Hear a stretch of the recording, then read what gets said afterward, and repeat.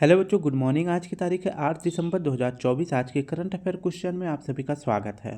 बच्चों, आज है संडे, तो संडे के दिन हम पिछले एक सप्ताह के करंट अफेयर क्वेश्चन का रिवीजन करेंगे, जिसमें आप सभी को 2 दिसंबर से लेकर 7 दिसंबर के करंट अफेयर क्वेश्चन को पूरी व्याख्या के साथ आज हम सॉल्व करेंगे। लेकिन थोड़ा काम हो जाने की वजह से हम सिर्फ 2 दिसंबर से लेकर 4 दिसंबर के करंट अफेयर क्वेश्चन सॉल्व करेंगे, जिसमें आप सभी को 30 क्वेश्चन देखने को मिलेगा और पूरी व्याख्या के साथ हम सॉल्व करेंगे। तो लगभग 30 मिनट में आज हम 40 से 50 क्वेश्चन हो जाएगा हमारा करंट अफेयर का, और बाकी पूरी व्याख्या के साथ जो जीके जीएस प्रश्न होंगे उसको भी सॉल्व कर लेंगे। तो आप हमारे साथ जो है 30 से 35 मिनट तक बने रहेंगे। अगर वीडियो में कोई प्रॉब्लम हो तो हमको ज़रूर बताएं। वीडियो अच्छी लगे तो लाइक शेयर कमेंट ज़रूर करें। चलिए हम देखते हैं अपने 2 दिसंबर के पहले करंट अफेयर क्वेश्चन को। हाल ही में भारतीय सेना ने पहला संयुक्त टेबल टॉप अभ्यास सिनबेक्स किसके साथ प्रारंभ किया है। सिनबेक्स की तरह 2-3 और अभ्यास होते हैं जो थोड़ा सा नाम जो है मैच करते हैं, तो क्लियर देखेंगे सभी प्रश्नों को। तो सिनबेक्स अगर पूछे किसके साथ किया गया है तो यह किया गया है कंबोडिया के साथ। ऑप्शन बी हमारा सही हो जाएगा। सिनबेक्स देख मैंने बताया किसके साथ होता है। सिनबेक्स अभ्यास अभी पहली बार यह शुरू ही हुआ है और इसका फैसला किया गया है भारत और कंबोडिया के बीच में होता है। आयोजन पूरे महाराष्ट्र में किया गया है। 1 दिसंबर से लेकर 8 दिसंबर के बीच में किया जाएगा। कंबोडिया की राजधानी का नाम है नोम पे। तो सिनबेक्स अभ्यास भारत और कंबोडिया के बीच में। अब देख लेते हैं कुछ मिलते जुलते नाम, जैसे सिनबेक्स अभ्यास अगर पूछे किसके बीच होता है तो इंडिया और सिंगापुर के बीच में होता है। सिलिनेक्स अभ्यास किसके बीच होता है तो इंडिया और श्रीलंका के बीच में। और वहीं विन बैक्स अभ्यास किसके बीच होता है तो भारत और वियतनाम के बीच में। ठीक है। कंबोडिया में अगर पूछे कि अंकोर वाट का मंदिर कहाँ पाया जाता है कंबोडिया में, और यह भगवान विष्णु को समर्पित हिंदू मंदिर है। टोनले सेब झील अगर पूछे किस देश में पाया जाता है तो यह कंबोडिया में पाया जाता है। नेक्स्ट हमारा प्रश्न है दूसरा। हाल ही में भारत सरकार ने स्वच्छ पौध कार्यक्रम के लिए किससे 98 मिलियन डॉलर के ऋण का समझौता किया है। तो भारत सरकार ने किस संगठन के साथ 98 मिलियन डॉलर का ऋण समझौता किया है तो यह एडीबी के साथ किया है। इसकी व्याख्या देखें तो स्वच्छ पौध कार्यक्रम यह जो है बागवानी फसलों को उगाने के लिए 98 मिलियन डॉलर का जो है ऋण का समझौता किसने किया है, भारत सरकार ने किस बैंक के साथ तो एडीबी के साथ किया है, यानी एशियन डेवलपमेंट बैंक के साथ किया है। बागवानी फसलें कौन कौन सी हो जाती हैं, जो खट्टे फल हों, बादाम, अखरोट और लीची, ये सभी बागवानी फसलों के अंतर्गत आते हैं। इसका उद्देश्य क्या है तो यह समझौता जो किया गया है इसका उद्देश्य है जो बागवानी फसलें हैं इनको रोग मुक्त करना। ठीक है। अब पढ़ लेते हैं एडीबी के बारे में। इसकी स्थापना होती है 1966 में। एडीबी का मुख्यालय कहाँ है, मनीला फिलीपींस में है, और वर्तमान इसके अध्यक्ष बनाए गए हैं मसातो कांडा। और एडीबी का जो 69वां सदस्य या फिर कहे नवीनतम सदस्य देश कौन बना है तो इसमें इजराइल शामिल हुआ है। हाल ही में 16 वर्ष से कम आयु के बच्चों के लिए सोशल मीडिया किस देश ने प्रतिबंधित कर दिया है तो ऐसा किया है ऑस्ट्रेलिया ने। ठीक है। ऑस्ट्रेलिया के पीएम कौन है ये याद रखेंगे, एंथनी अल्बनीज है। इन्होंने 16 वर्ष से कम आयु के बच्चों के लिए सोशल मीडिया क्या कर दिया है, बैन कर दिया है। और कि अगर सोशल मीडिया 16 वर्ष से कम आयु का बच्चा कोई चलाता हुआ पकड़ा जाएगा तो कंपनी पर जो है क्या लगेगा, 50 मिलियन डॉलर का जो है कंपनी के ऊपर जुर्माना लगेगा। ठीक है। ऑस्ट्रेलिया के बारे में देख लेते हैं। ऑस्ट्रेलिया को प्यासी भूमि का देश कहते हैं। इसकी राजधानी कैनबरा है और यहाँ पे जो चक्रवात आते हैं उसे बिलीब्लीज कहते हैं। अगर पूछे विश्व का सबसे बड़ा प्रवाल भित्ति किस देश में है तो ऑस्ट्रेलिया के उत्तर पूर्व में है, जिसका नाम है ग्रेट बैरियर रीफ। ऑस्ट्रेलिया में जो घास के मैदान पाए जाते हैं उसे डाउन्स कहते हैं। और गगनयान मिशन जो इसरो के द्वारा शुरू किया गया है, मतलब किया जाएगा, और इसमें 4 अंतरिक्ष यात्रियों को अंतरिक्ष में भेजा जाएगा और उनको पुनः वापस धरती पर लाने के लिए किसके साथ समझौता किया गया है तो ऑस्ट्रेलिया के साथ समझौता किया गया है। जल्दी जल्दी सॉल्व करेंगे, सिर्फ आप देखते रहेंगे और ध्यान से सुनते रहेंगे। आपकी वीडियो जो है 25 से 30 मिनट में समाप्त हो जाएगी। ठीक है। प्रतिवर्ष अगर पूछे विश्व एड्स दिवस कब मनाया जाता है तो यह 1 दिसंबर को मनाया जाता है। कब तो 1 दिसंबर को मनाया जाता है। एड्स दिवस अगर पहली बार पूछे मनाने की शुरुआत कब करी गई थी तो यह 1988 में किया गया था। 2024 में इसकी थीम रखी गई है सही रास्ते पर चले, मेरा स्वास्थ्य और मेरा अधिकार। यह इसकी इस बार थीम रखी गई है। एड्स का फुल फॉर्म क्या होता है तो एक्वायर्ड इम्यूनो डेफिशिएंसी सिंड्रोम इसका फुल फॉर्म होता है। एड्स अगर पूछे किस वायरस से होता है, वैसे अगर पूछे कि एड्स जो है किससे होता है तो वायरस से होता है। वायरस का क्या नाम है HIV, जिसका फुल फॉर्म होता है ह्यूमन इम्यूनो डेफिशिएंसी वायरस, इसका फुल फॉर्म होता है। और एड्स जो है किस अंग को प्रभावित करता है, तो यह प्रतिरक्षा तंत्र को कमज़ोर कर देता है। और एड्स के लिए अगर पूछे कौन सा टेस्ट होता है, तो एलिजा टेस्ट होता है। नेक्स्ट बात करें तो हाल ही में किस राज्य के घरचोला हस्तशिल्प को जीआई टैग दिया गया है, तो यह घरचोला जो है एक पवित्र साड़ी है और इसे अभी हाल ही में जीआई टैग दिया गया है। और ये कहाँ का है, तो यह है गुजरात का। कहाँ का, गुजरात का है। ऑप्शन बी हमारा सही हो जाएगा। घरचोला हस्तशिल्प ये कहाँ का है, यह गुजरात का है और इसे भी हाल ही में जीआई टैग दिया गया है। और यह साड़ी या चुनरी की इसके अंतर्गत आते हैं। ठीक है। सर्वाधिक अगर पूछे जीआई टैग किसके पास है, तो उत्तर प्रदेश के पास है। कितना, 75। और अगर आप सभी को बताना है तो ये क्वेश्चन आप सभी हमें बताएं कि 76वां जो है भारत का उत्तर प्रदेश का अस्थायी जिला किसे घोषित किया गया है, 76वां। ठीक है। जीआई टैग 10 वर्ष के लिए दिया जाता है। जीआई टैग अगर पूछे पहली बार किसे दिया गया था, तो दार्जिलिंग की चाय को दिया गया था। और कब दिया गया था, 2004 में दिया गया था। ठीक है। और जीआई एक्ट अगर पूछे कब आया था, तो जो जीआई एक्ट आया था 1999 में। कब, तो 1999 में आया था। ठीक है, यहाँ पे मैंने लिख के भी रखा है। जीआई रजिस्ट्री अगर आपको कराना है तो आपको उसके लिए चेन्नई जाना पड़ेगा। ठीक है। मैं थोड़ा सा लल्लन टॉप क्वेश्चन पे ज़्यादा ध्यान नहीं दूंगा क्योंकि आप सब ये खुद पढ़ लेंगे। ठीक है, इसलिए ताकि आप सभी का टाइम भी बच जाए।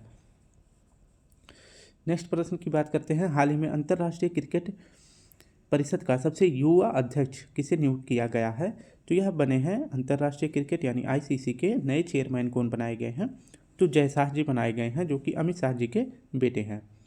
आईसीसी की स्थापना अगर पूछे कब किया गया था, तो 1909 को किया गया था। इसका मुख्यालय कहाँ है, यूएई के शहर दुबई में इसका मुख्यालय है। ठीक है। और इसके वर्तमान अगर पूछे अध्यक्ष कौन बनाए गए हैं, तो जयशाह जी बनाए गए हैं, जो कि आईसीसी के अब तक के सबसे युवा अध्यक्ष बने हैं।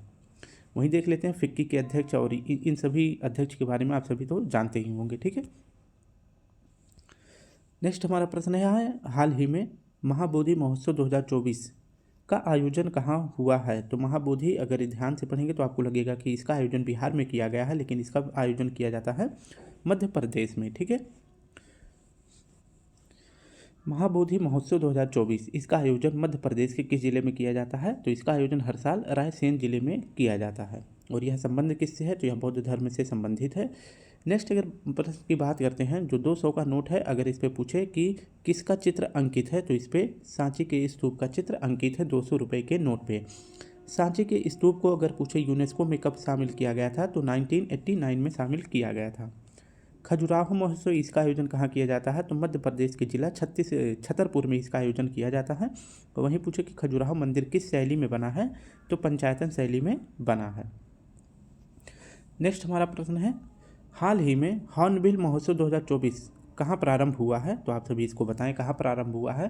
मैं आप सभी को हर प्रश्न के लिए सिर्फ 2 सेकंड दूंगा। ठीक है, ताकि आप सभी इसका आंसर अपने मन में सोच ले। ठीक है, तो इसका सही जवाब हो जाएगा नागालैंड। हॉर्नबिल फेस्टिवल यह 1 दिसंबर को मनाया जाता है और 1 से 10 दिसंबर के बीच यह चलने वाला 10 दिवसीय त्यौहार है। इसका आयोजन कहाँ किया जाता है, नागालैंड में किया जाता है। क्यों किया जाता है, क्योंकि 1 दिसंबर 1963 को नागालैंड एक स्वतंत्र राज्य बना था। ठीक है। तो यह जो है स्वतंत्र राज्य बना था, किससे अलग करके बनाया गया था, तो असम से अलग करके बनाया गया था। 1963 में नागालैंड एक नया राज्य बना था, इसलिए हर साल जो है 1 दिसंबर को क्या मनाया जाता है, हॉर्नबिल फेस्टिवल मनाया जाता है। हॉर्नबिल फेस्टिवल को ही क्या कहा जाता है, त्योहारों का त्यौहार कहा जाता है। ये आपको याद रखना है। ठीक है। इसकी शुरुआत अगर पूछे कब करी जाती है, तो हॉर्नबिल फेस्टिवल मनाने की शुरुआत करी जाती है सन 2000 में, और इस बार इसका कौन सा क्रम है, तो 25वां क्रम है। इंपॉर्टेंट क्वेश्चन ये बन जाता है कि हॉर्नबिल फेस्टिवल में भागीदार देश कौन बना है, तो भागीदार देश बना है वेल्स। वहीं पूछो भागीदार राज्य कौन बना है, तो सिक्किम और तेलंगाना इसके जो है भागीदार राज्य बने हैं। ठीक है। 1 दिसंबर 1965 को ही किसकी स्थापना करी जाती है, तो बीएसएफ की स्थापना करी जाती है। ठीक है। नेक्स्ट आप सभी ये महत्वपूर्ण फेस्टिवल है और किस राज्य में मनाए जाते हैं, ये आप सभी खुद से पढ़ लेंगे। नेक्स्ट अगर प्रश्न की बात करें, हाल ही में चर्चा में रही पुस्तक Tipu Sultan the saga of the Mysore interregnum के लेखक कौन है, तो टीपू सुल्तान पुस्तक के लेखक कौन है, तो इसका सही जवाब आप सभी बताएंगे। इसका सही जवाब हो जाएगा ऑप्शन सी, विक्रम संवत। टीपू सुल्तान पुस्तक को अगर कुछ लॉन्च किसने किया है, तो यह लॉन्च किया गया है एस जयशंकर जी के द्वारा, जो कि वर्तमान में कौन है, विदेश मंत्रालय के मंत्री हैं। और यह पुस्तक अगर पूछे किसकी है, तो यह पुस्तक है विक्रम संवत जी की यह पुस्तक है। टीपू सुल्तान के बारे में थोड़ी सी बात देखते हैं। टीपू सुल्तान के पिता का क्या नाम था, हैदर अली था। और ये मैसूर के संस्थापक थे। ठीक है, नेक्स्ट अगर बात करें कि टीपू सुल्तान किस दल का सदस्य था, तो जोकोबियन सदस्य का दल था। ट्री ऑफ लिबर्टी की अगर पूछे स्थापना किसने किया था, तो टीपू सुल्तान ने किया था। और कहाँ पर किया था, तो श्रीरंगपट्टनम में किया था। और टीपू सुल्तान की मृत्यु कब होती है, तो 1799 में टीपू सुल्तान की मृत्यु हो जाती है। ठीक है, और ये कुछ महत्वपूर्ण पुस्तक हैं और उनके लेखक के बारे में आप खुद पढ़ेंगे। नेक्स्ट प्रश्न हमारा है, हाल ही में केंद्रीय स्वास्थ्य मंत्रालय ने किसे अधिसूचित रोग घोषित किया है। तो केंद्रीय मंत्रालय ने किसे अधिसूचित रोग घोषित किया है, तो यह किया गया है सर्पदंश को, यानी स्नैक बाइट, यानी जो सांप काट लेता है उसको अधिसूचित रोग घोषित किया गया है। इसकी अगर व्याख्या देखें तो केंद्रीय स्वास्थ्य मंत्रालय के मंत्री अगर पूछे कौन है, तो वर्तमान में जेपी नड्डा जी हैं। इन्होंने अधिसूचित रोग को घोषित कर दिया है जो सर्पदंश है, यानी स्नैक बाइट को अधिसूचित रोग घोषित किया है। और स्नेक बाइट को ही किस राज्य ने अगर पूछे अधिसूचित रोग घोषित किया है, तो तमिलनाडु ने भी कुछ दिन पहले ही किया था। और उसके बाद अभी केंद्रीय मंत्रालय के द्वारा भी इसे अधिसूचित रोग घोषित कर दिया गया है। सांपों का अध्ययन क्या कहलाता है, तो सर्पेंटोलॉजी जो है सांपों का अध्ययन कहलाता है। हमारे भारत में अगर पूछे कुल अधिसूचित रोग कितने हैं, तो वर्तमान में 11 रोग हैं जो ऐसे रोग हैं जिन्हें अधिसूचित रोग किया गया है। अब देख लेते हैं हम 3 दिसंबर के करंट अफेयर क्वेश्चन को। हाल ही में विश्व व्यापार संगठन का महानिदेशक किसे नियुक्त किया गया है, तो विश्व व्यापार संगठन यानी WTO वर्ल्ड ट्रेड ऑर्गेनाइजेशन का अगर पूछे नया अध्यक्ष किसे नियुक्त किया गया है, तो नागोजी ओंकाजा इबेला जी को किया गया है। ये दोबारा री इलेक्ट हुई हैं। ठीक है, क्या हुई हैं, री इलेक्ट हुई हैं, ये आपको याद रखना है। WTO विश्व व्यापार संगठन, इसकी स्थापना कब होती है, 1 जनवरी 1995 में होता है। इसकी स्थापना जो है WTO का पहले नाम क्या था, तो इसका पहले नाम था गेट, GATT। ठीक है, तो इसका पहले नाम था गेट। और तब इसका फुल फॉर्म क्या हो जाता है, तो general agreement agriculture on trade and tariff इसका फुल फॉर्म था। और गेट की स्थापना करी गई थी 1948 में। ठीक है, लेकिन 1995 में गेट का नाम बदल के WTO रख दिया गया। ठीक है, तो वर्तमान में पूछे WTO का मुख्यालय कहाँ है, जिनेवा स्विट्जरलैंड में है। और WTO की वर्तमान महानिदेशक किसे नियुक्त किया गया है, तो नागोजी ओंकाजा इबेला को नियुक्त किया गया है। और ये कहाँ की महिला है, तो नाइजीरिया की महिला है।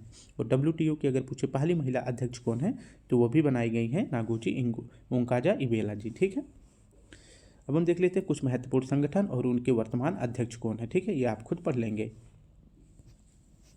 दूसरा प्रश्न हमारा है, हाल ही में चर्चा में रहे संयुक्त सैन्य अभ्यास हरिमो शक्ति का संबंध किससे है। तो हरिमो शक्ति अभ्यास किसके बीच होता है, तो भारत और मलेशिया के बीच में होता है। हरिमो शक्ति अभ्यास यह किसके बीच होता है, तो इंडोनेशिया और मलेशिया के बीच में होता है। इंडिया और इंडोनेशिया, मैंने बोल दिया सॉरी, इंडिया और मलेशिया के बीच में 2 और अभ्यास याद रखेंगे, एक तो समुद्र लक्ष्मण शक्ति और दूसरा उदार शक्ति। ठीक है, नेक्स्ट बात करते हैं, इस बार हरिमो शक्ति का आयोजन किस क्रम का किया गया है, तो चौथे क्रम का आयोजन कहाँ किया जाएगा, तो मलेशिया के शहर बेटोंग कैंप में किया जाएगा। और इसमें भारत की तरफ से कौन भाग लेने वाला है, तो महार रेजिमेंट भारत की तरफ से इसमें भाग लेगा। कुछ महत्वपूर्ण देशों के साथ जो किया जाता है अभ्यास, जैसे इंडिया श्रीलंका के बीच में, ये सभी आप खुद पढ़ेंगे। नेक्स्ट हमारा प्रश्न है, हाल ही में सैयद मोदी अंतर्राष्ट्रीय बैडमिंटन टूर्नामेंट 2024 महिला एकल का खिताब किसने जीता है, तो सैयद मोदी अंतर्राष्ट्रीय बैडमिंटन टूर्नामेंट की शुरुआत 2009 में करी जाती है। ठीक है, और इसका हर बार आयोजन अगर पूछे कहाँ किया जाता है, तो लखनऊ में हर साल किया जाता है। और इस बार अगर पूछे महिला में किसने जीता है, तो PV सिंधु ने जीता है। तो मैंने बता दिया कि इसका आयोजन हर बार जो है कहाँ किया जाता है, तो 2009 से शुरू हुआ है और हर बार आयोजन लखनऊ में किया जाता है। पुरुष में इसे लक्ष्य सेन ने जीता है, महिला में किसे जीता है, PV सिंधु जी ने जीत लिया है। चौथा प्रश्न हमारा है, हाल ही में इस्लामी विद्रोही समूह द्वारा कब्जा किया गया अलेप्पो शहर कहाँ स्थित है, तो अलेप्पो शहर आप सभी को बताना है कि किस देश में स्थित है, तो इसका सही जवाब हो जाएगा सीरिया में स्थित है। अलेप्पो शहर कहाँ है, सीरिया में। इस पर जो है अभी अधिकार किसने कर लिया है, तो हयात तहरीर अल शाम जो कि एक इस्लामी विद्रोही हैं, इन्होंने इस पर अधिकार कर लिया है। 8 साल पहले भी इस पर अधिकार कर लिया गया था इस्लामी विद्रोहियों के द्वारा, लेकिन तब उस टाइम पे रूस ने इसकी मदद करी थी सीरिया की, और इस शहर को फिर से सीरिया के नाम किया था। ठीक है, लेकिन अभी फिर जो है अलेप्पो शहर में विद्रोह हो गया है इस्लामी विद्रोहियों के द्वारा, और इसे जो है सीरिया से अलग करके, या फिर कह सकते हैं इस शहर पर इस्लामी विद्रोहियों का कब्जा हो गया है। वहीं अगर पूछे कि सीरिया की राजधानी का क्या नाम है, तो सीरिया की राजधानी का नाम है दशमेक। यूक्रेन और रूस के बीच जब युद्ध हो रहा था तो उस टाइम पे यूक्रेन के जितने भी बहुत सारे शहर को तबाह कर दिया गया था, तो जो अभी भी तबाह है उन्हीं को नाम दिया गया है डार्क टूरिज्म। ठीक है, तो उन्हीं जो खंडार हुए शहरों को नाम दिया गया है डार्क टूरिज्म, और इसको जो है पर्यटक देखने के लिए पर्यटन देखने के लिए कहाँ आ रहे हैं, यूक्रेन में। तो यूक्रेन सरकार के द्वारा जो है इसे क्या घोषित कर दिया गया है, डार्क टूरिज्म।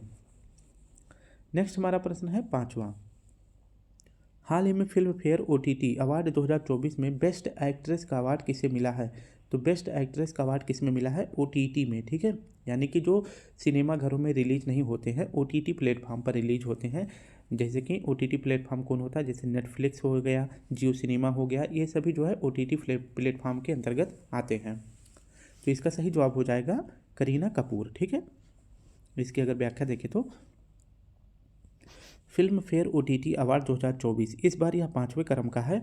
इसमें आप सभी को 4 से 5 क्वेश्चन याद रखना है।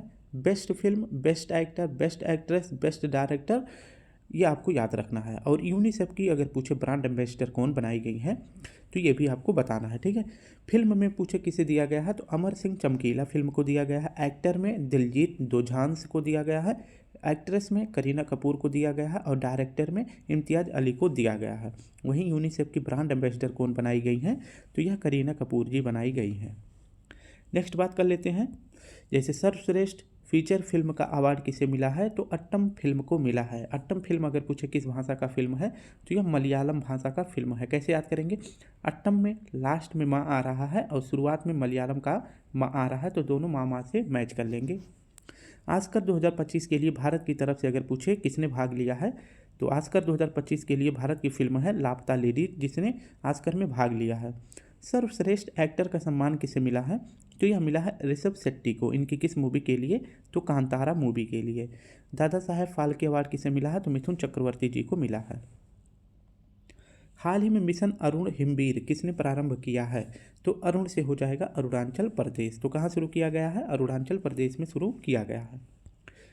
और अगर पूछे कि मिशन अरुणाचल शुरू करने का उद्देश्य क्या है तो जो अरुणाचल प्रदेश के इलाकों में जो भी सामान उत्पादित होते हैं, कृषि प्रोडक्ट हो चाहे जो भी हो, उनको जो है दूर दराज इलाकों में पहुंचाना यह इस योजना का उद्देश्य है। ठीक है, और इसमें जो है PM यहाँ के अरुणाचल प्रदेश के पेमा खांडू जी ने समझौता किसके साथ किया है तो ITBP यानी कि इंडो तिब्बत बॉर्डर पुलिस के साथ यह समझौता किया है। अब ये जो ITBP के मतलब पुलिस लोग हैं, ये जो है अरुणाचल प्रदेश के दूर दराज के सामानों को जो है विभिन्न जगहों पे दूर दराज इलाकों में पहुंचाएंगे। ठीक है, ये कुछ महत्वपूर्ण ऑपरेशन है कहाँ शुरू किए गए थे, जैसे ऑपरेशन इंद्रावती हैती में शुरू किया गया था भारत सरकार के द्वारा। तो ये सभी ऑपरेशन जो है भारत सरकार के द्वारा शुरू किया गया था। ये लास्ट वाला अगर देखेंगे तो ऑपरेशन अमृत, ये शुरू किया गया था एंटीबायोटिक की दवा को कम यूज करने के लिए। और किस सरकार ने शुरू किया था तो केरल सरकार ने शुरू किया था। बॉम्बे बकेट या उत्तराखंड में शुरू किया गया था। ऑपरेशन सद्भावना,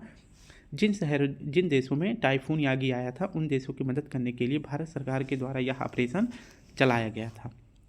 नेक्स्ट हमारा प्रश्न है, हाल ही में संयुक्त राष्ट्र वैश्विक उत्कृष्टता पुरस्कार से किसे सम्मानित किया गया है तो संयुक्त राष्ट्र वैश्विक उत्कृष्टता पुरस्कार से किसे सम्मानित किया गया है तो डॉक्टर बसंत गोयल जी को। ऑप्शन ए हमारा सही हो जाएगा। इन्हें जो है डॉक्टर बसंत गोयल जी को UN वैश्विक उत्कृष्टता पुरस्कार से सम्मानित किया गया है। और इन्हें जो है राष्ट्रपति महोदया जी ने क्या कहा है तो ब्लड मैन ऑफ इंडिया के नाम से संबोधित किया है। और यह अवार्ड इन्हें जो है, यह पुरस्कार इन्हें कहाँ दिया गया है तो दुबई में दिया गया है, जो कि UAE की एक महत्वपूर्ण शहर है। ठीक है, और बसंत गोयल जी को एक और पुरस्कार मिला है जिसका नाम है भारत कीर्तिमान पुरस्कार। और यह किसने दिया है तो यह दिया है ब्रिटेन ने यानी UK ने।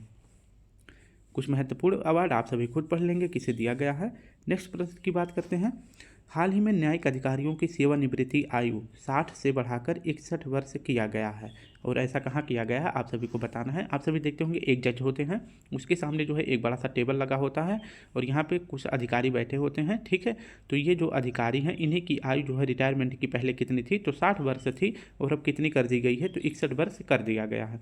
ऐसा किस राज्य सरकार ने किया है तो आंध्र प्रदेश ने किया है। इसकी व्याख्या देखें तो आंध्र प्रदेश के CM पूछे कौन हैं तो चंद्रबाबू नायडू जी हैं। और यहाँ के डिप्टी CM कौन है तो पवन कल्याण जी हैं। ठीक है, और यहाँ की सरकार ने एक फैसला सुनाया है कि जो भी न्यायिक अधिकारी हैं इनकी सेवानिवृत्ति पहले कितनी वर्ष थी 60 वर्ष थी और अब कितनी कर दी गई है तो 61 वर्ष कर दिया गया है। इसमें जज को शामिल नहीं किया गया। मैंने बता दिया, जज ऊपर बैठे होते हैं, उसके सामने एक टेबल होता है और उसी के सामने जो अधिकारी बैठे होते हैं, इनकी आयु जो है 1 साल और बढ़ा दी गई है। ठीक है। अगर वहीं बात करते हैं, जो सुप्रीम कोर्ट के न्यायाधीश होते हैं या हाई कोर्ट के न्यायाधीश होते हैं, इनको नियुक्ति कौन करता है? तो इनको नियुक्त किया जाता है राष्ट्रपति के द्वारा। लेकिन अगर इनको पद से हटाना हो यानी पदमुक्त करना हो तो कैसे किया जाता है? तो संसद में जो है बिल पारित करवा के इन्हें जो है पदमुक्त किया जा सकता है। हाल ही में अंतर्राज्यीय बसों के रियल टाइम ट्रैकिंग के लिए बस संगवारी ऐप किसने लॉन्च किया है? यानी जैसे आप सभी रेलवे पे देखते होंगे कि वेयर इज माई ट्रेन पे आप सभी अपने ट्रेन का लोकेशन देखते हो कि ट्रेन अभी कहाँ पहुँची है। ठीक है। तो उसी तरह से अब एक ऐप लॉन्च किया गया है जिसका नाम है बस संगवारी ऐप, और इस पे जो है तो बस जो है वर्तमान समय में कहाँ पहुँची है उसके बारे में जानकारी रियल टाइम बताएगा। ठीक है। तो ऐसी योजना किस सरकार ने शुरू करा है? छत्तीसगढ़ ने। तो छत्तीसगढ़ के सीएम पूछे कौन है? तो विष्णुदेव साहा जी हैं और इन्होंने बस संगवारी ऐप को लॉन्च किया है, ये आपको याद रखना है। रेलवे ने भी एक ऐप लॉन्च किया है जिसका नाम है संरक्षा ऐप। इसका उद्देश्य क्या है? तो फ्रंट लाइन पे जो भी कर्मचारी हैं उनकी सेहत के लिए, उनके स्वास्थ्य के लिए और उनकी सब कुछ मतलब उनका जो भी सुरक्षा होगा उनके लिए, तो उसके लिए जो है संरक्षा ऐप लॉन्च किया गया है रेलवे के द्वारा। ये कुछ महत्वपूर्ण ऐप हैं या सॉफ्टवेयर हैं जो कि लॉन्च किया गया है। हाल ही में चर्चा में रहे नवीनतम जिले महाकुंभ क्षेत्र का संबंध किससे है? तो मैंने पहले ही प्रश्न में पूछा था कि 76वां अस्थायी जिला किसे बनाया गया है? तो यह बनाया गया है महाकुंभ का, और यह किस राज्य का है? तो यह उत्तर प्रदेश का है। महाकुंभ के बारे में थोड़ी सी जानकारी देखते हैं। यह उत्तर प्रदेश का एक क्षेत्र है और यह एक 76वां जिला बनाया गया है। कैसा जिला बनाया गया है? यह अस्थायी जिला बनाया गया है। किससे अलग करके? तो प्रयागराज से अलग करके बनाया गया है, क्योंकि प्रयागराज में ही महाकुंभ मेले का आयोजन किया जाता है।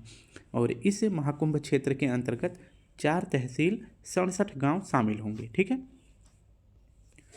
नेक्स्ट अगर व्याख्या देखते हैं कि जो ये महाकुंभ लगते हैं, ये कुंभ अगर पूछे, महाकुंभ जो है 12 सालों में एक बार लगता है। कितने सालों में? 12 सालों में एक बार लगता है। अर्ध कुंभ जो है ये 6 वर्षों में एक बार लगता है। और वहीं कुंभ जो है यह हर साल लगता है। और कहाँ पर लगता है? 4 स्थान पर लगता है। एक तो हरिद्वार में, दूसरा प्रयागराज में, तीसरा उज्जैन में और चौथा नासिक में। इसके बारे में पूरी व्याख्या हमने जब यह करंट अफेयर पढ़ा रहे थे तभी दे दिया था, और किस नदी के किनारे लगते हैं वो भी आप देख सकते हैं। ठीक है।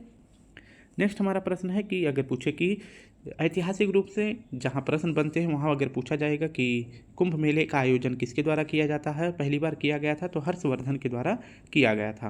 और वहीं पूछे कि कुंभ मेले को यूनेस्को की अमूर्त धरोहर में कब शामिल किया गया था? तो 2017 में शामिल किया गया था।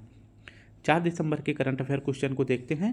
हाल ही में पवन कामपेली ने किस देश में आयोजित पहले एशियन ई स्पोर्ट्स गेम्स 2024 में देश के लिए पहला कांस्य पदक जीता है? तो इसको बताना है कि एशियन ई स्पोर्ट्स गेम्स 2024 का आयोजन कहाँ किया गया था? तो इसका आयोजन किया गया था थाईलैंड में। ठीक है। कहाँ? थाईलैंड में इसका आयोजन किया गया था। First Asian e sports games, इसका पहली बार आयोजन किया जा रहा है, यानी यह पहली बार ही शुरू हुआ है। और इसका पहली बार आयोजन कहाँ किया गया है? तो बैंकॉक थाईलैंड में इसका आयोजन किया गया था। इस खेल में भारत की तरफ से पहला ब्रोंज मेडल जीता गया था। और यह किसने जीता है? तो पवन कामपेली जी ने जीता है। इन्होंने किस खेल में जीता है? तो ई फुटबॉल में इन्होंने जीता है। ठीक है। और इन्हें जो है क्या नाम दिया गया है? टॉम बॉय दिया गया है। ठीक है। तो मिस्टर टॉम बॉय नाम किसे दिया गया है? पवन कामपेली को दिया गया है। इन्होंने किसको हराया है? तो आसगार्ड को हरा दिया है। और ये कहाँ के खिलाड़ी हैं? तो इंडोनेशिया के खिलाड़ी हैं। हाल ही में मारबर्ग वायरस से कहाँ 15 से अधिक लोगों की मृत्यु हुई है? तो एक मारबर्ग वायरस है जो कि पहली बार कहाँ फैला था? जर्मनी में। ठीक है। तो पहली बार यह केस कहाँ देखा गया था? जर्मनी में देखा गया था। और जर्मनी के किस शहर में? मारबर्ग शहर में देखा गया था। इसलिए इस वायरस का नाम जर्मनी के शहर मारबर्ग पर ही रख दिया गया। ठीक है। तो भी हाल ही में 15 लोगों की मौत कहाँ देखी गई है? रवांडा में। मारबर्ग वायरस जो है इससे आई ब्लीडिंग होता है, यानी कि ब्लीडिंग आई वायरस भी कहा जाता है। यानी आंखों से खून निकल जाता है, या फिर जो आंख में सफ़ेद कलर का होता है उस पर रेड कलर के जो है क्या हो जाते हैं? डार्क स्पॉट बन जाते हैं। ठीक है। आंख से खून निकलना, और यह जो है अत्यधिक संक्रामक बीमारी है, यानी कि फैल जाती है एक दूसरे से, तीसरे व्यक्ति में बहुत जल्दी से फैलती है। ठीक है। और पूछे कि इस वायरस का संबंध किस फैमिली से है? किस फैमिली से है? तो फिलो वायरस परिवार से संबंधित है। पहला केस मैंने बता दिया है। और हाल ही में 15 लोगों की मौत कहाँ हुई है? रवांडा में हुआ है। रवांडा की राजधानी का क्या नाम है? किंगाली है। हाल ही में चर्चा में रहा देश का पहला वर्टिकल रेल ब्रिज पंबन 2.0 कहाँ स्थित है? तो यह कहाँ स्थित है? यह तमिलनाडु में स्थित है। ठीक है, तो पंबन 2.0 ये आपको याद रखना है। ठीक है, इसकी अगर व्याख्या देखें तो पंबन 2.0 यह क्या है? वर्टिकल रेल ब्रिज है। इसका मतलब होता है कि मान लीजिए समुद्र के ऊपर एक बड़ा सा ब्रिज बनाया गया है। ठीक है, तो इसकी ऊंचाई ज़्यादा ऊपर नहीं है। इसके नीचे से अगर कोई जहाज़ जाना चाहती है, ठीक है, कौन सी कोई जहाज़ जाना चाहती है इस बार, तो इसको जो है आधा इस साइड ऊपर की साइड ओपन कर दिया जाएगा और आधा इस साइड ओपन कर दिया जाएगा। ठीक है, तो बीचों में दोनों साइड से ये खुल जाएगा और जहाज़ जब पार हो जाएगी फिर इसको आपस में जोड़ दिया जाएगा। इसी को वर्टिकल रेल ब्रिज कहा जाता है। तो यह देश का पहला है और यह जो है कब शुरू कर दिया जाएगा? तो यह 15 दिसंबर से इस पर जो है रेल यातायात शुरू हो जाएगी। ठीक है, और इसका संबंध अगर पूछे कहाँ से है तो यह तमिलनाडु से है। तो यह पंबन 2.0 है, इसलिए आप सभी को ध्यान में रखना चाहिए कि पंबन 1 भी बना होगा। ठीक है, और सेम तमिलनाडु में ही बना था क्योंकि वो पुराना हो गया था, लगभग 105 साल पुराना हो गया था। तो वह जो है इस पर ट्रेन की स्पीड लगभग जो है 5 किलोमीटर से चलती थी, लेकिन अभी जो है इस पर जो है काफ़ी तेज़ी से चलेगा, 80 किलोमीटर पर आवर के अनुसार चलेगा। ठीक है, तो यह तमिलनाडु में जो है समुद्र में 2 स्थानों को जोड़ता है, एक तो पंबन और दूसरा रामेश्वरम को जोड़ता है, और लगभग इन दोनों के बीच की दूरी है 2.1 किलोमीटर। ये प्रश्न मैं आप सभी को जरूर पढ़ा दूंगा। नदी के ऊपर बना भारत का सबसे बड़ा पुल और वही पूछे समुद्र के ऊपर बना भारत का सबसे बड़ा पुल, तो दोनों याद रखेंगे। इनकी किलोमीटर कितनी है तो ये आप सभी याद रखेंगे। जैसे ढोला सादिया, इसी को भूपेंद्र हजारिका कहते हैं। नदी के ऊपर बना सबसे बड़ा पुल है और समुद्र के ऊपर बना सबसे बड़ा पुल है अटल सेतु। इसकी टोटल लंबाई है 21.8 किलोमीटर, जो कि मुंबई से नवी मुंबई को कनेक्ट करता है। हाल ही में अंतर्राष्ट्रीय दिव्यांग दिवस 2024 कब मनाया गया है? तो यह 4 दिसंबर को मनाया गया है, 3 दिसंबर को मनाया गया है। विश्व दिव्यांग दिवस अगर पूछे पहली बार मनाने की घोषणा कब करी जाती है तो 1992 में करी जाती है और हर साल यह 3 दिसंबर को मनाया जाता है। ये आपको याद रखना है। दिव्यांग व्यक्तियों के लिए भारत सरकार ने एक योजना शुरू करी है जिसका नाम है सुगम्य भारत अभियान योजना। यह भारत सरकार ने शुरू करी है। इस बार इसकी थीम क्या रखी गई है? तो इसकी थीम रखी गई है समावेशी और टिकाऊ विकास में दिव्यांग व्यक्तियों का योगदान। यह इसकी थीम रखी गई है। 2 दिसंबर को मनाया जाता है राष्ट्रीय प्रदूषण नियंत्रण दिवस। नेक्स्ट हमारा प्रश्न है 5वां। हाल ही में भारत की पहली उबर शिकारा एक प्रकार का जम्मू कश्मीर का नाम होता है, उसी को क्या नाम दिया गया है? शिकारा। ठीक है, तो उबर शब्द जुड़ गया है तो आप सभी को पता ही है, ओला, उबर, ये सभी जो है फ़ोन कॉल करके बुलाया जाता है आने। तो हमारा सही जवाब हो जाएगा कि उबर शिकारा किस झील में शुरू किया गया है? तो यह शुरू किया गया है डल झील में, जो कि कहाँ है? जम्मू कश्मीर के श्रीनगर जिले में। तो मैंने सारी डिटेल बता दी। अगर पूछे कि एशिया की पहली जल परिवहन सेवा कौन है जो कि शुरू किया गया है, तो यह है उबर शिकारा। और विश्व में पूछे पहली बार कहाँ शुरू किया गया था, तो वेनिस शहर इटली में शुरू किया गया था। ठीक है, तो डल झील में शुरू किया गया है जो कि जम्मू कश्मीर में है, ये आपको याद रखना है। ठीक है, नेक्स्ट बात करते हैं ये कुछ महत्वपूर्ण झील हैं और किस राज्य में स्थित है, आप सभी खुद पढ़ लेंगे। नेक्स्ट बात करते हैं कि विश्व समुद्री सम्मेलन 2024 कहाँ प्रारंभ होगा। तो विश्व समुद्री सम्मेलन 2024 कहाँ प्रारंभ हुआ है? तो यह प्रारंभ हुआ है तमिलनाडु में। तमिलनाडु के किस शहर में? तो चेन्नई में इसका आयोजन किया गया है, ये आपको याद रखना है। और यह 3 साल में एक बार इसकी बैठक होती है, यानी कि यह 4 दिसंबर से 6 दिसंबर के बीच में इसका आयोजन किया गया है। और भारत में पहली बार, मतलब भारत में 15 साल बाद जो है इसका आयोजन किया गया है और यह 3 साल में एक बार इसकी बैठक होती है। इस बार चेन्नई तमिलनाडु में इसकी बैठक करी गई है। हाल ही में यूनेस्को ने किसे शीर्ष विरासत गंतव्य स्थल घोषित किया है? तो ये महत्वपूर्ण क्वेश्चन है, याद रखेंगे। यूनेस्को के द्वारा शीर्ष विरासत गंतव्य स्थल किस राज्य को घोषित किया गया है? तो पश्चिम बंगाल को किया गया है। यूनेस्को की स्थापना 1945 में, इसका मुख्यालय पेरिस में है। वर्तमान में यूनेस्को के अध्यक्ष हैं आंद्रे ओजेले। और अभी जो है यूनेस्को के द्वारा शीर्ष विरासत गंतव्य स्थल किसको घोषित किया गया है? पश्चिम बंगाल को किया गया है। हाल ही में किसान कल्याण को बढ़ावा देने के लिए रायथू भरोसा योजना किसने शुरू किया है? तो आपको बताना है कि रायथू भरोसा योजना किसने शुरू किया है। अब इसका थोड़ा सा नाम बदल दिया गया है, जहाँ पे भरोसा है पहले यहाँ पे क्या हुआ करता था? बंधु नाम हुआ करता था। ठीक है, तो जब रायथू बंधु योजना था तो इसमें जो है कितना रुपये दिया जाता था? तो मतलब हर महीने जो है 10,000 रुपये दिया जाता था। ठीक है, थोड़ा सा कन्फ्यूजन है, 1 साल में शायद 10,000 रुपये किसानों को दिया जाता था, लेकिन जब इसमें भरोसा जोड़ा गया तो इसमें अब यह जो है 15,000 रुपये कर दिया गया है और यह योजना शुरू की गई है तेलंगाना में। ठीक है, हाँ, मैंने सही बताया था कि थोड़ा सा मैं कन्फ्यूजन हूँ। इसमें जो है 10,000 रुपये की सब्सिडी दी जाती है हर साल किसानों को। लेकिन कब? जब रायथू बंधु योजना हुआ करता था। लेकिन अब जब रायथू भरोसा योजना शुरू कर दिया गया है तो यह जो है 5,000 बढ़ा के 15,000 कर दिया गया है। यह कहाँ से शुरू हुआ है? तो यह तेलंगाना में शुरू हुआ है। तेलंगाना के सीएम कौन है? रेवंत रेड्डी जी हैं। और यह योजना किसानों की सहायता करने के लिए शुरू की गई है। हाल ही में रातापानी किस राज्य का 8वां बाघ अभयारण्य घोषित किया गया है? अभयारण्य को ध्यान से देखेंगे, अभयारण्य ऐसे लिखा जाता है, बहुत से लोग ऐसे लिख देते हैं ऐसे, ठीक है। तो इस तरह से यह गलत हो जाएगा, ठीक है। तो इस तरह से यह गलत हो जाएगा, सही यही होगा। तो यह रातापानी जो है यह किस राज्य का 8वां बाघ अभयारण्य घोषित किया गया है? तो इसका सही जवाब हो जाएगा मध्य प्रदेश।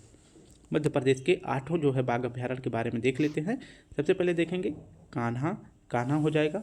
फिर हो जाएगा पन्ना, सतपुड़ा, संजय धोबरी, वीरांगना दुर्गावती, बाधवगढ़, पेंच और अभी रातापानी घोषित किया गया है। ये सभी कहाँ के हैं? मध्य प्रदेश के हैं। और यह 8वां बन गया है। किस जिले में स्थित है? रायसेन जिले में स्थित है। अगर पूछे कि भारत में सबसे ज़्यादा बाघ, तेंदुआ, चीता किस राज्य में है? तो यह मध्य प्रदेश में है। आज का आखिरी प्रश्न हमारा है, हाल ही में FIPI oil and gas award में किसे हाइड्रोजन को बढ़ावा देने के लिए देने वाली कंपनी ऑफ द ईयर का पुरस्कार मिला है? तो यह दिया गया है गेल को। ऑप्शन ए हमारा सही हो जाएगा। इसकी अगर व्याख्या देखें तो एक परियोजना शुरू किया गया था गेल कंपनी के द्वारा, ठीक है। और यह परियोजना का नाम था विजयपुर परियोजना। और कहाँ शुरू किया गया था? यह मध्य प्रदेश में शुरू किया गया था। किसके लिए? तो हाइड्रोजन को उत्पादित करने के लिए। तो इस योजना के अंतर्गत गेल कंपनी के द्वारा 99.99% जो है शुद्ध हाइड्रोजन का उत्पादन किया जा रहा था, ठीक है। और अभी जो है एक अवार्ड दिया गया है गेल कंपनी को, किसके लिए? तो यह शुद्ध हाइड्रोजन उत्पादित करने के लिए, जिसका नाम है हाइड्रोजन को बढ़ावा देने वाली कंपनी ऑफ द ईयर का पुरस्कार अगर पूछे किसे दिया गया है तो गेल कंपनी को दिया गया है। इसका फुल फॉर्म है gas authority of India limited, इसका फुल फॉर्म है। इन्हें अवार्ड अगर पूछे किसके द्वारा दिया गया है तो पेट्रोलियम मंत्रालय के मंत्री हरदीप पुरी जी के द्वारा यह पुरस्कार दिया गया है। 2 प्रश्न ये भी देख लेते हैं कि भारत की महारत्न नवीनतम कंपनी कौन है? तो हिंदुस्तान एरोनॉटिकल लिमिटेड है। और यह किस क्रम की महारत्न कंपनी बनी है? तो 14वें नंबर की बनी है। भारत का पहला तेल कुआं कहाँ खोजा गया था? तो असम के शहर डिगबोई में खोजा गया था। ओपेक का मुख्यालय अगर पूछे कहाँ है? वियना में है, ठीक है। जो कि पेट्रोलियम एक्सपोर्ट कंट्री का यह एक संगठन है, ठीक है। तो स्टूडेंट इस प्रकार से हमने अपने 32 मिनट में पूरी प्रश्नों को जल्दी जल्दी सॉल्व किया है। अगर आप सभी यही प्रश्न यही क्लास को अगर 1.5 पर करके देखेंगे तो ये आप सभी 20 से 25 मिनट में यह क्लास समाप्त कर लेंगे। तो मुझे नहीं लगता कि 20 से 25 मिनट में आप सभी इतनी जल्दी जल्दी पूरी सारी क्लासों को देख लिए होंगे। सिर्फ आप सभी को रिवाइज करना है, ना कि दिमाग में रखना है। सिर्फ प्रश्नों को याद कैसे किया जा सकता है उसको बार बार देखने से, रटने से आप कुछ ही समय तक उसे याद कर सकते हैं। इसके बाद सिर्फ भूल जाएंगे। दिमाग पे थोड़ा सा जोर डालेंगे और ध्यान से अगर सुनेंगे तो याद हो जाएगा, ठीक है। तो लगातार सुनने से कोई चीज़ याद होता है। हम किसी दुकान को कैसे याद रख सकते हैं या फिर हम किसी गली मोहल्ले को कैसे याद करते हैं? हम उसको याद थोड़ी ना करते हैं, हम उस पर रोज़ डेली आते जाते रहते हैं। तो वो हमें हमारे दिमाग में बैठ जाता है कि हाँ ये चीज़ यहाँ पे है, ठीक है। उसी तरह से प्रश्नों को सिर्फ देखने से तो मुझे नहीं लगता कि 25 से 30 मिनट में आप सभी कोई हमारी वीडियो देखते हैं, सुनते हैं, तो हमें नहीं लगता कि आप सभी का घाटा होगा, फ़ायदा ही होगा। तो बच्चों आप सभी को अगर वीडियो अच्छी लगे तो लाइक तो ज़रूर कर दिया करें, कमेंट करें या ना करें, शेयर करें या ना करें, बट लाइक कर दिया करें। बाकी का कार्रवाई खुद कर देगा, ठीक है। तो अपना ध्यान रखें, माता पिता की सेवा करें। कल फिर मिलते हैं, अच्छे से पढ़ाई करते रहें, ठीक है। एक बात और, मैंने आप सभी को 1 से लेकर मतलब 2 दिसंबर से लेकर 4 दिसंबर के करंट अफेयर क्वेश्चन को पढ़ाया है। बाकी के 5 से लेकर 7 दिसंबर के करंट अफेयर क्वेश्चन को हो सकता है मैं शाम तक अपलोड कर दूं, तो आप सभी इसको जरूर देख लें, ठीक है। तो अपना ध्यान रखें। जय हिंद, जय भारत।